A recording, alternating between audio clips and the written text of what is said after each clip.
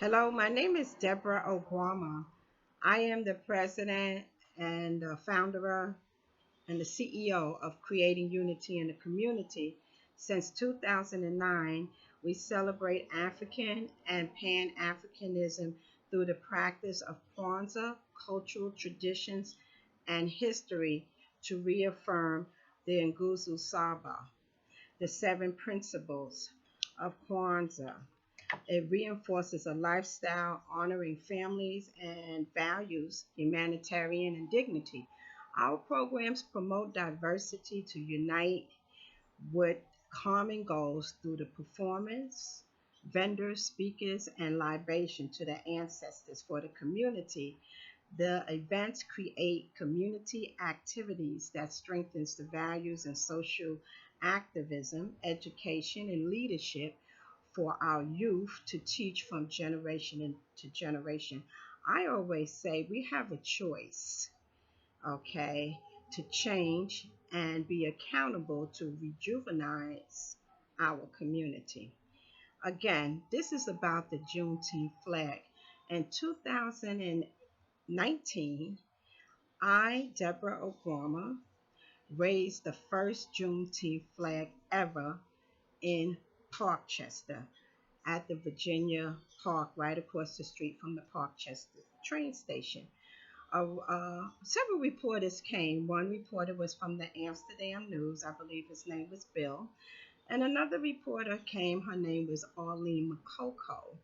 She covered the story, and I told her how I was a member of National Juneteenth Observance Foundation for the past 15 or more years. I was getting petitions particularly for the Bronx and educating them about Juneteenth at the time and raising awareness about Juneteenth and the state observance that had passed in 2004 under Pataki with Senator Sampson at the time, and also Brownsville Heritage, Mother Gaskin um, organization had played the key role in going to Albany and getting that legislation passed as a state observance.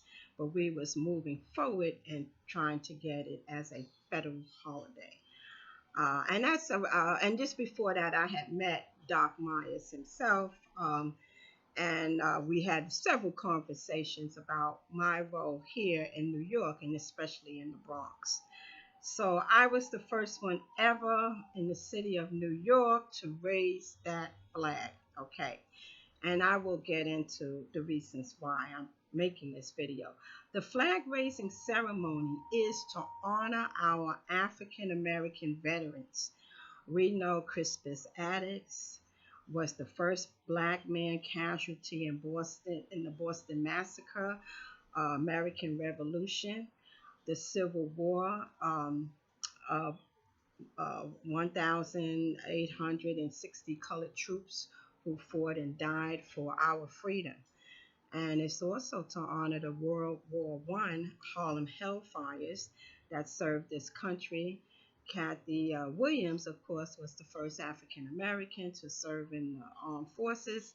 The World War II African American engineers and the segregate to end segregation at Milford Point Marines. They were the first African Americans to enter the United States Marine Corps in 1942 to 1949. Also to include the Buffalo Soldiers, the Tuskegee Airmen.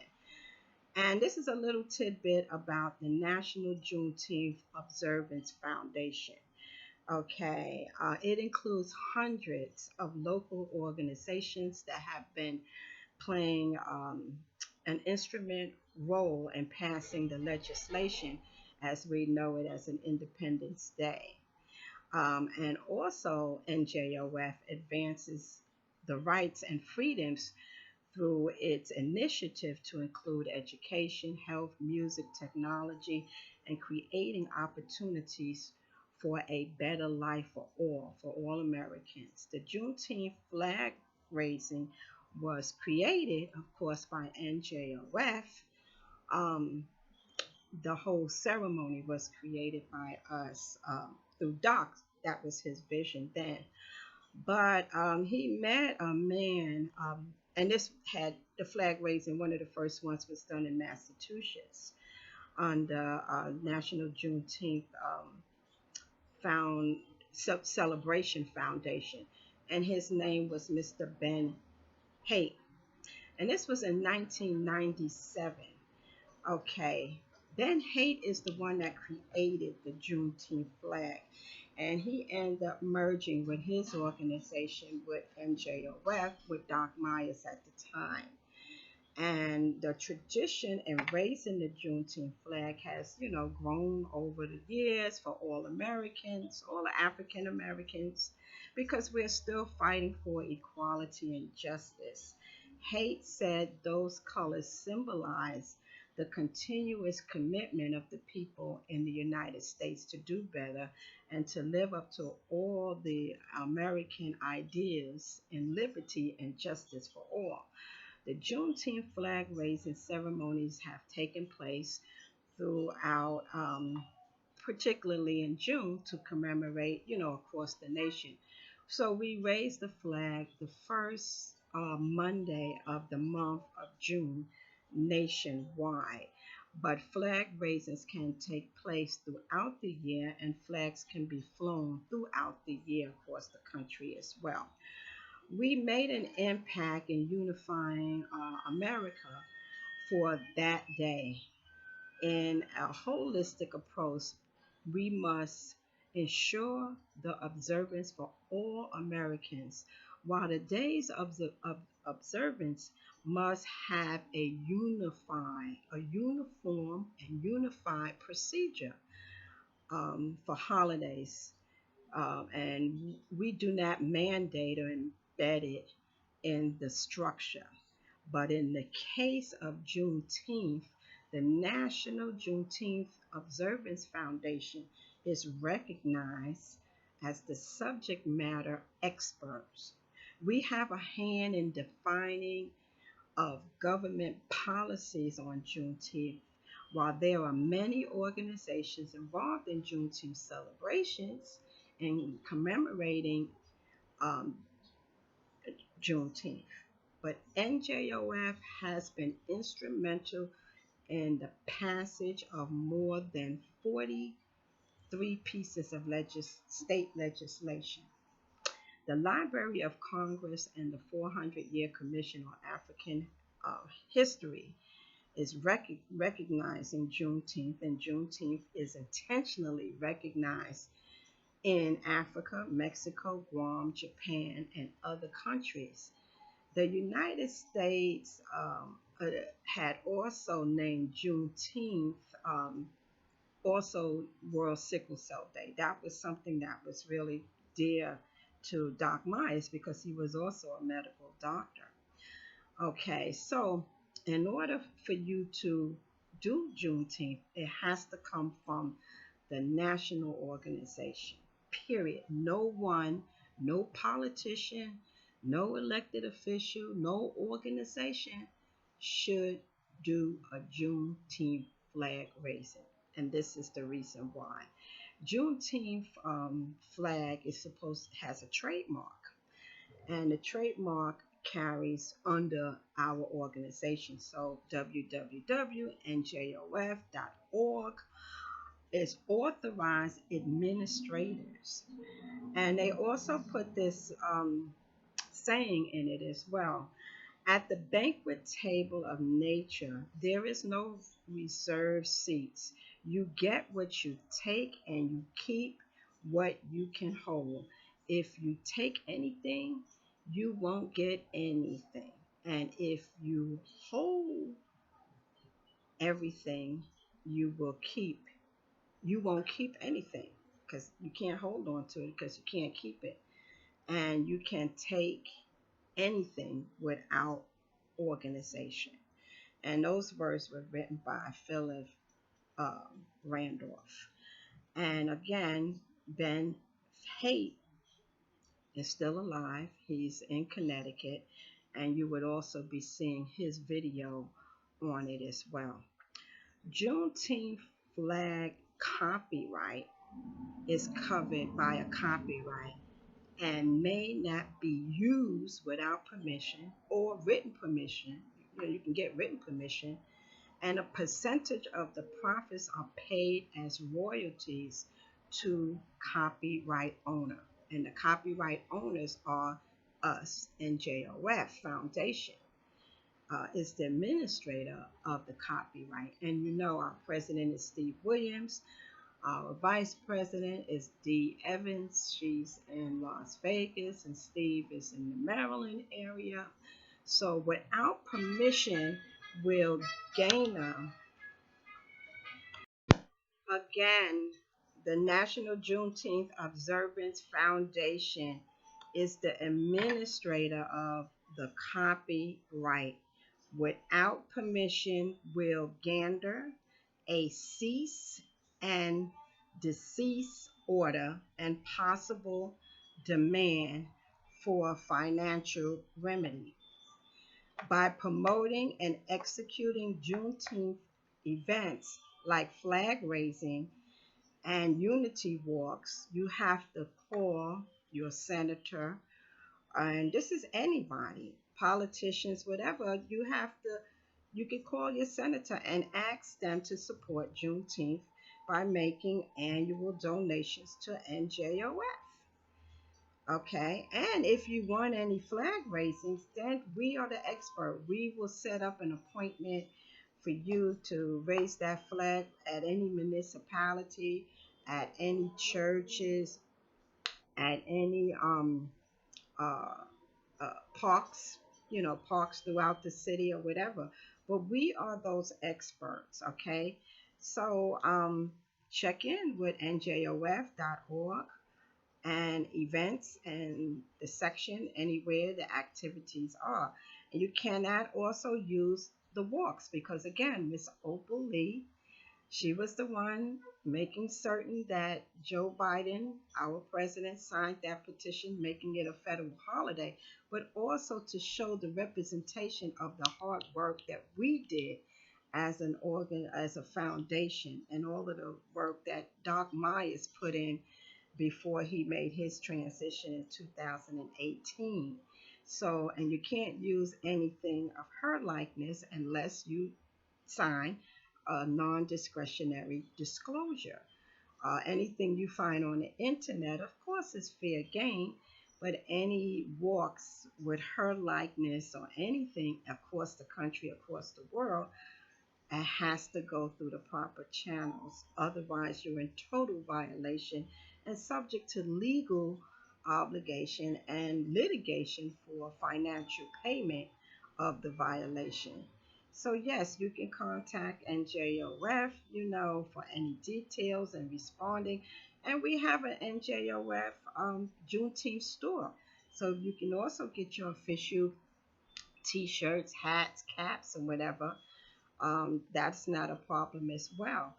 And the Juneteenth flag holds the same amendment we were given through Congress, through the government, the same flag code, which is U.S. Code 36. We are given that same obligation, so that same right. So you wouldn't disgrace or discredit the American flag, and the same code also entails for us. And the reason why I brought all of this to everyone's attention because I had scheduled a Juneteenth flag raising at the Bronx Borough President's office. The Bronx Borough President Vanessa Gibson did not meet with me, did not discuss the policies or procedures, and I made that very clear when the former borough president was there, which was Ruben Diaz Jr. But that reporter, Arlene Makoko, took it upon herself and said that Ruben Diaz hosted it. He cannot host it. And I told her then to please redact the story. He cannot host it. Him or any politician, not even the President of the United States can, without us being there and without giving those permissions. Because we hold those rights, and that is the agreement. And it has never ever been a holiday for African Americans besides Martin Luther King. And we have a lot of leeway with this, but we have to protect it as well. So I said it back then. And again, you know, she, our Bronx Borough president, Vanessa, took it upon herself not only to host it, but she raised the flag.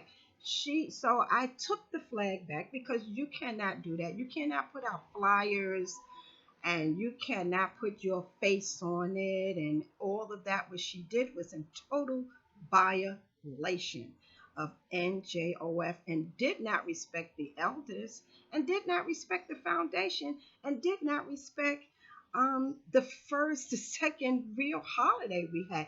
She made a mockery out of it.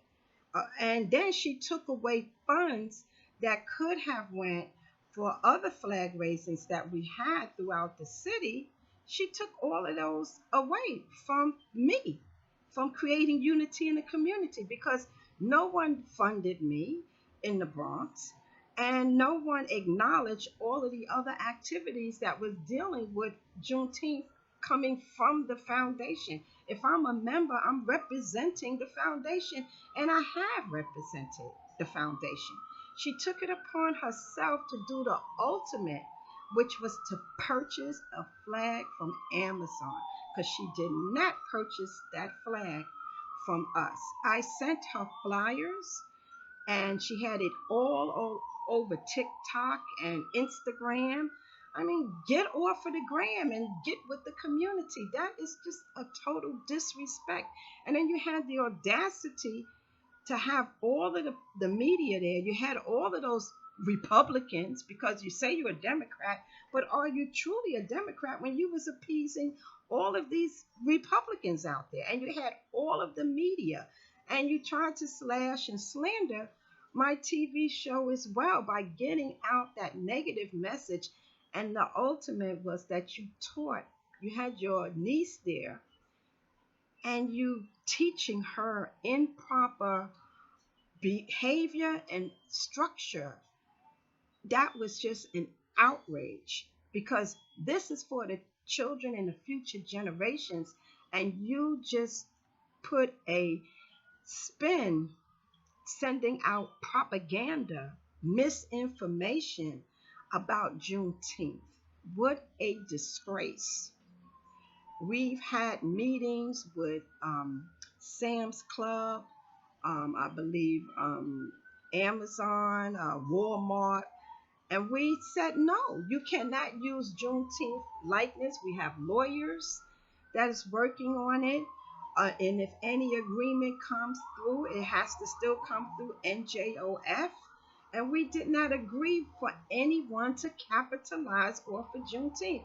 And here we have the first holiday, and our politician, Vanessa, is so adamant, and she goes out and purchases a flag like this in disgrace of this man, Ben Haight, that is still here. You'll see his video. He's up in Connecticut. So you're taking money from him and his family, from this organization, and from trying to get out the correct message. And then we don't want people to capitalize off of us, and you turn it into a mockery. How dare you? I also have things to say about you. Okay. I was on the community board. I am the one who put a green market here. I am the one who raised awareness. I was on the board with the health department and also talking about the inequality with the disparity with. I'm sorry, I would like to just back it up a little bit. I was on the board of the health department a couple of years ago, and they had some grimling statistics about the infant mortality rate as far as with African American women having issues as far as conceiving, childbirth, perinatal, prenatal care. I wanted that information to be told at my Kwanzaa event.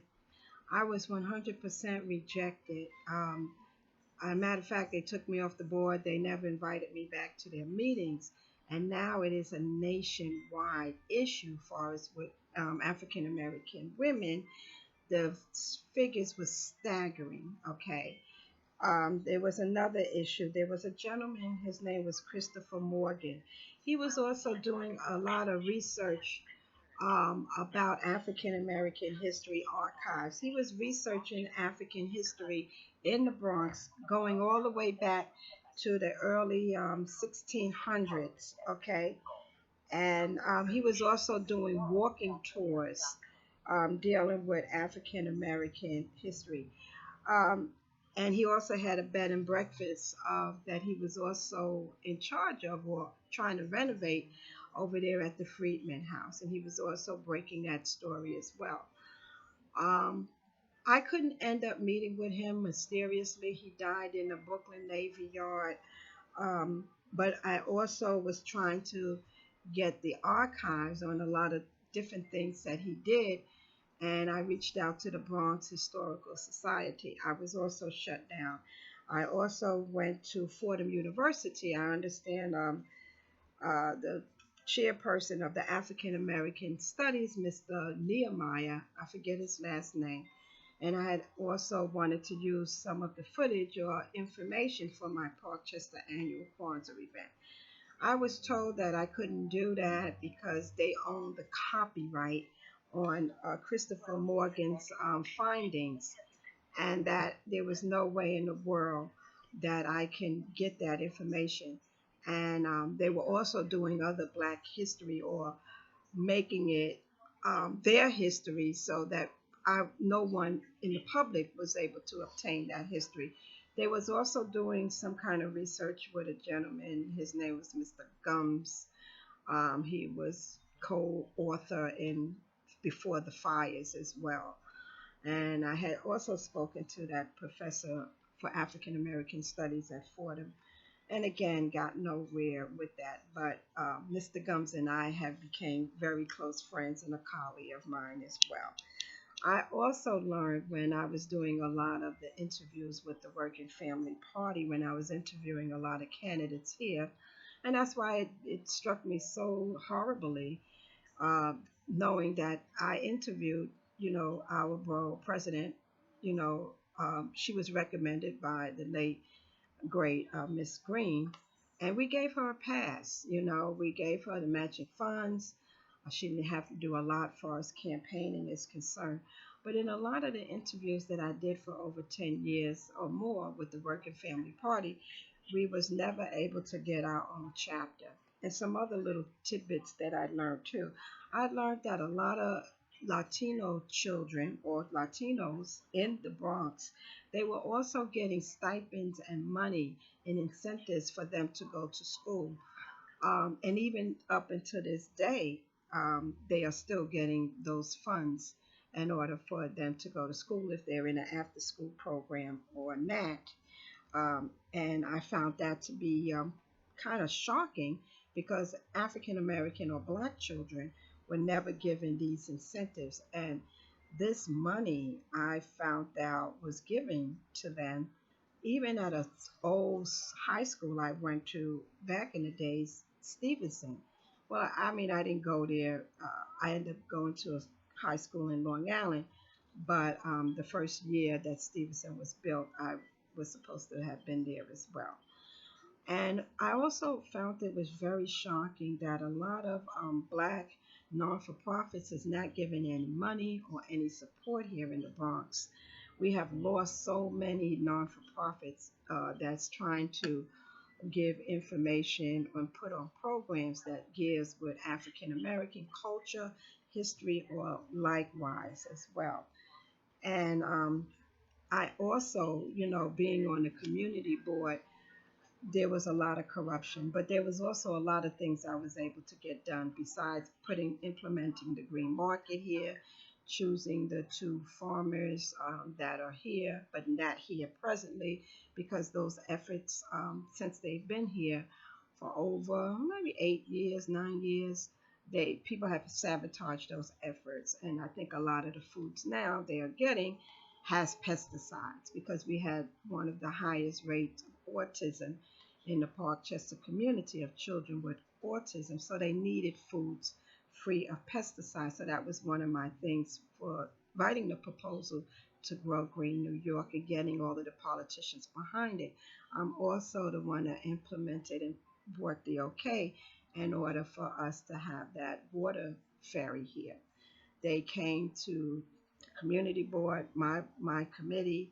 They also went to Co-op City, and they also went to City Island, and they were rejected. And I was the only one at the time that approved it. I saw it made perfect sense, and it still does today. I'm also responsible for the fastest co-naming. The street that I live on, Newbold Avenue, is Jamal Simmons Way. That was one of the fastest co-namings ever. And I also played a real instrumental part in getting that co-naming for Claudette Colin as well, because that was rejected because a lot of misinformation saying that co-namings can only be done if a person is deceased and not still alive. And I also had to bring up those facts and prove that to be incorrect. And today, Colette Coven is rightfully named on East Tremont Avenue. And we already know the story with Colette Coven.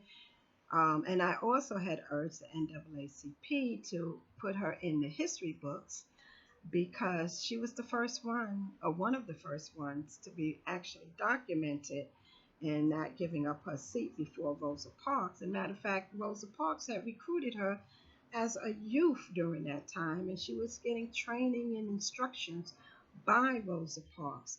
But because she was not the face, and because she was also raped by a white man and had the baby, and that child lived here in Parkchester until I believe he committed suicide, unfortunately.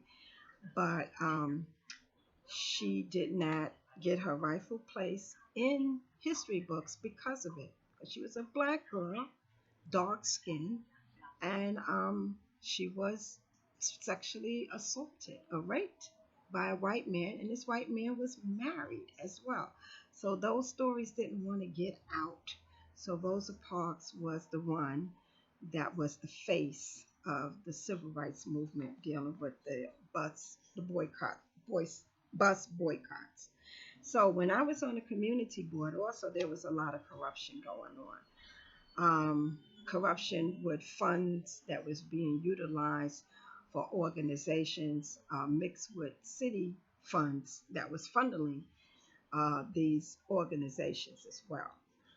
And because of it, I knew and I ended up finding out about half of the Bronx community boards on how they're corrupt. They don't have preliminary budgets that they distribute to the public or in the constituents in their district.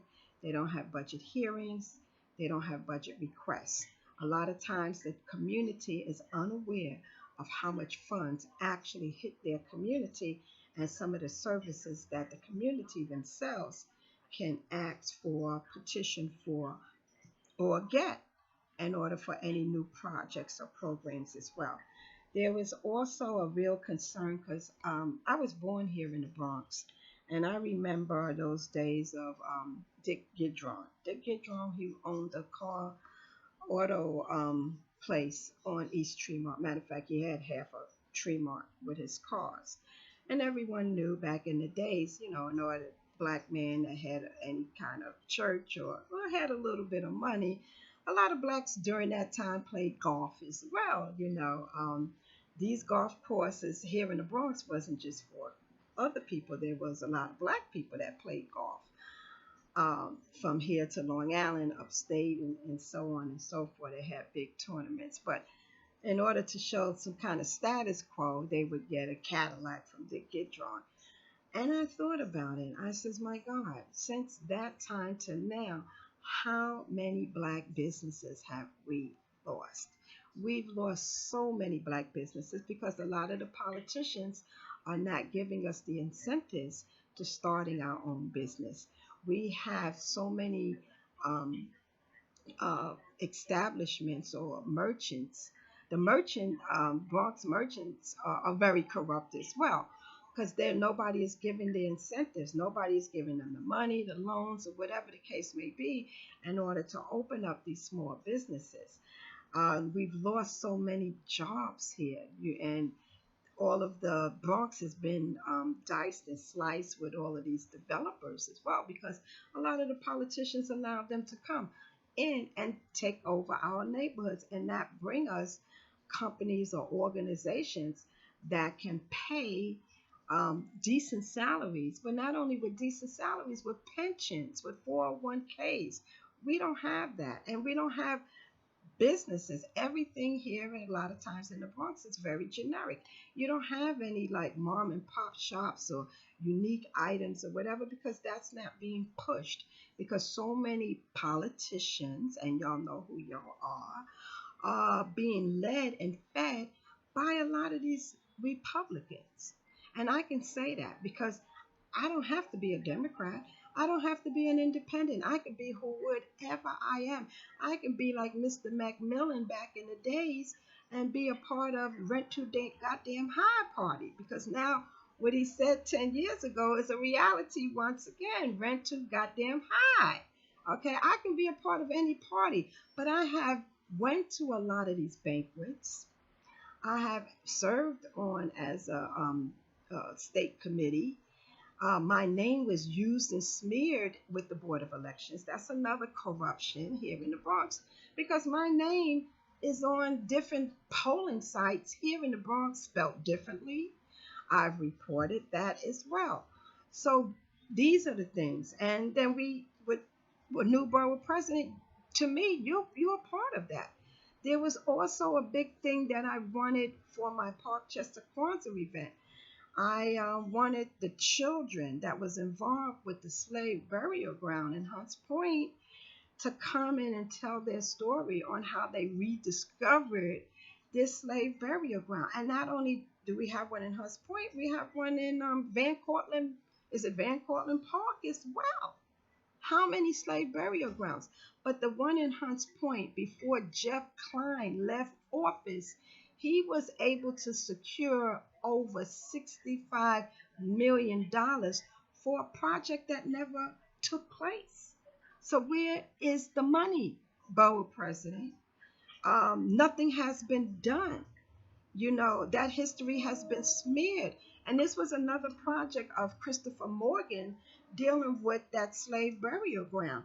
A lot of his history and a lot of his findings uh, now Fordham University holds the copyright. So we can't even tell the story without getting permission. And if they deny us permission, then we don't tell the story, and we don't tell the story to our children. So again, what is going on? Where is the money?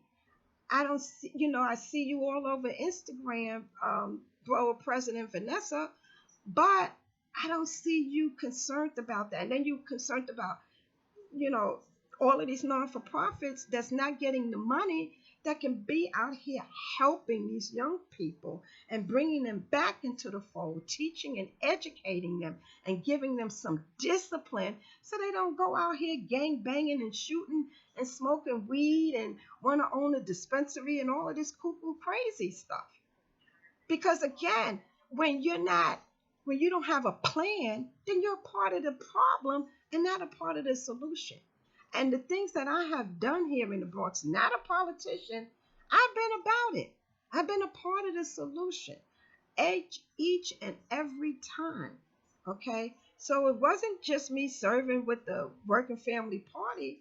It was so many other things that I've done. I've even served on the board dealing with Jacoby Hospital as well, dealing with people with gunshot wounds, and knowing that we don't get competent doctors here with Montefiore Hospital. We don't get competent doctors. We don't get competent teachers. That's why we have the lowest educational attainment here in the Bronx. That was one of my arguments with the green market. People are sick and they're not educated, and the medium level in the Bronx is what? Most average people, excuse me, they don't make but what, 50, $60,000 a year. They don't make no money.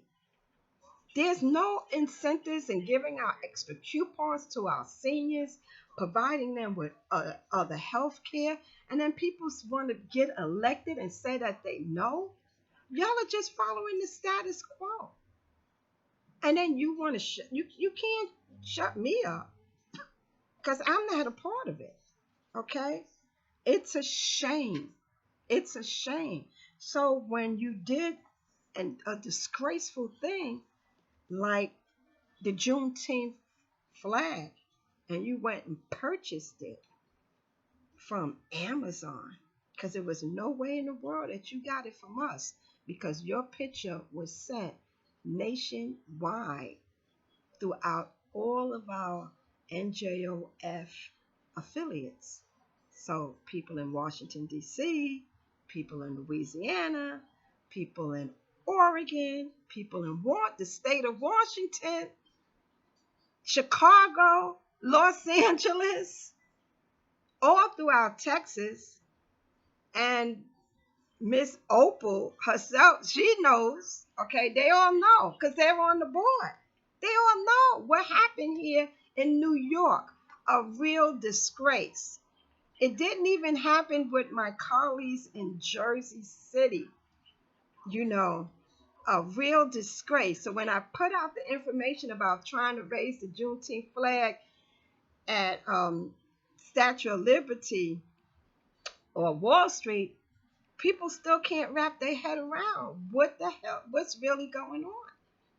But you have a holiday and look at what the kind of mockery that you made out of it, because I guess you want what you want and you want it right now, and you would do anything to hurt and discredit our own people. This is the second holiday that is given to African Americans, and we fought so hard. So what's to say? Because I'm on the committee for the reparations. I've been on that committee for several years as well. What are you going to do with that? Because you have no idea. So you're going to try to mess that up for us as well because of your lack of education. And let me say this also. That Juneteenth bill, Vanessa Gibson, all jokes aside, you was an intern when that bill came to Albany during that time, number one. And then you was an assembly person when that bill was up there in Albany as well. So you didn't read the bill. You obviously never read it. Because if you read it, then you would have seen exactly what it is. And that's why last year or the year before last, when I went back to our congressional members here in the city of New York, not just that they signed the bill, that they read it as well. Because Kevin Parker, which is a state assembly person out of Brooklyn, he wouldn't have never addressed the Senate floor and the assembly saying that there are funds for Juneteenth, meaning that whether you want to label it as a cultural event, you want to label it as a historical event, or you want to name it as a Black History event or whatever, there are funds for this event, period. Period. And then you took that opportunity and you took the funds that were supposed to go to NJOF so that we can raise these flags and teach America about what it is to be patriotic in this country. You took the money for yourself and your selfish self. I was outraged. I was hurt. But I said to myself, this young lady don't know, or she's being so ignorant.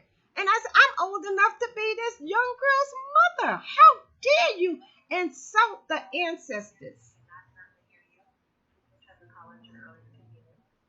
How dare you? So I would like to just say in closing that we can do better, but I'm not here to compensate um, or anyone's actions. I'm not here to apologize for anything. It is what it is, and people's record and who they are, it speaks for themselves. We all make mistakes in life. We need to correct that. But when we continuously do things to hurt each other on a larger scale, and then when you're in a position to really making a difference and changing, and people are looking up to you, and then you do this, it's like a smack in the face. I did offer to sit down with, I believe, one of her chief of staffs, because I told him how deeply I felt about this. How could she, Vanessa, get a flag and raise it herself and do a ceremony that you're not supposed to be doing at all? Um, and she did not get in contact with me. Vanessa Gibson did not get in contact with me. I said, you know, and then you don't tell me what I need to do because I don't work for you and I'm not trying to work for you. And you can't tell me how to run this, because I belong to an organization that I respect because of the integrity and because the legacy that Doc Myers left. We all still live by his words today, and anybody that known Doc, a lot of people in Brooklyn knew Doc personally, and I'm surprised, Vanessa, you don't, or did not know, or wanted to act like you didn't, because he moved a lot of people in Brooklyn. That's why Brooklyn got it right with their Juneteenth, with their celebration, even with the mayor. They get it right. They came to us. They know about us. They know about Mother Gaskin. They know about Miss Marion Robinson. They know about Brooklyn Restoration does a Juneteenth. They know about Miss Rodney doing her Juneteenth and so many others because Doc, they knew this man. They knew him. He used to come to the jazz set in Brooklyn and play his trumpet there. So, but for you to, all of the work that was done, that you so foolishly took it upon yourself to smear this flag right here. And the man, Ben Haight, is still here. He has a family, he has grandchildren. Wouldn't he want to collect his royalties? I mean, we've been getting played since we've been here for 400 years. That's why so many people are working behind the scenes for reparations. Because that is real. Not only with so many banks on Wall Street, like Barclays, but so many African countries as well have to take responsibility. And I say we want more than just a dual citizenship. I have two dual citizenships, one from Nigeria and one from Benin. I want more than dual citizenship. Okay? I want more from people from Senegalese. I want land. I want something tangible. I want a stake in a business or something to that effect you know so there's much more behind the scenes. There's so many organizations. The Caribbean, the Catacomb, they are organized. They have been to the United Nations. You have all of those countries in South America, Venezuela, Brazil, Peru, Afro Mexicans. Okay, we've all met with them. We met with Moderna from Venezuela a couple of years ago right there in Harlem, in Harlem, about reparations. There was a big summit in Newark, New Jersey, and I believe Ron McDaniels had a big summit recently in Ghana because they gotta be held accountable. Okay, you sold us, and some people there on the continent they still selling folks. Okay, they still selling folks. And it's not just, on the continent of Africa. You got people in certain parts of Asia that's still selling people. You got people in India that's still selling people. You got people in China still selling people. Who knows? And those are the countries I know for a fact. I don't know what they're doing in Europe, but I won't put it past them because it's human nature as well. But again, to take away the royalties and to flip it like that, um, that is just, oh my, that is just unacceptable. And we don't have to today, you know. And the information was there. And I asked your staff, Vanessa, with the Borough President's Office, to check the website. Y'all don't want to do that. Um, Y'all don't want to research. You don't want to read the bill because you don't. You think you know about Juneteenth, but did you really read the bill? Do you know really what's in there? And do you know what parts that have been left out that we're still fighting for today? Do you know about the educational piece that we're still digging up so much of American history out throughout this country? It's just phenomenal. And Juneteenth is 365 days out of the year. Right now, they're getting ready to do the landing in Virginia. And the landing project, of course, is the 1619 project. Okay. 1619 project, the landing of the first documented, because we know we was here before all of that as well, because that's history that's been proven as well. But the first documented of the first African or the first person coming from Africa in 1619 and landing in Virginia. So they have the landing, they have the Juneteenth pageants in so many different states. They have powwows. You know, there was just a powwow, I believe, this weekend in with Bear Mountain. But people can, get with us, njof.org, and we can help you to organize so that we can have a powwow because the indigenous, you know, chiefs are part of Juneteenth, and people need to understand why they are part of Juneteenth. But if you get with us, we'll teach you and that rich history as well. But again, we are in charge of those subject matters for that. We don't have a problem with people sponsoring, politicians sponsoring. We don't have a problem with people coming and attending. We don't have a problem with people wanting to put on their own Juneteenth, but you cannot do the flag raising. You cannot do the Oprah walk. You cannot do powwows on your own. There's certain entities of Juneteenth that we are the experts with. Okay, people can do barbecues. I think there's no stipulations with people doing barbecues. Big barbecues contests are taking over all over the country, especially Texas. Texas still got bragging rights on barbecues because we invented barbecue, and people want to take away that. Patents are so important.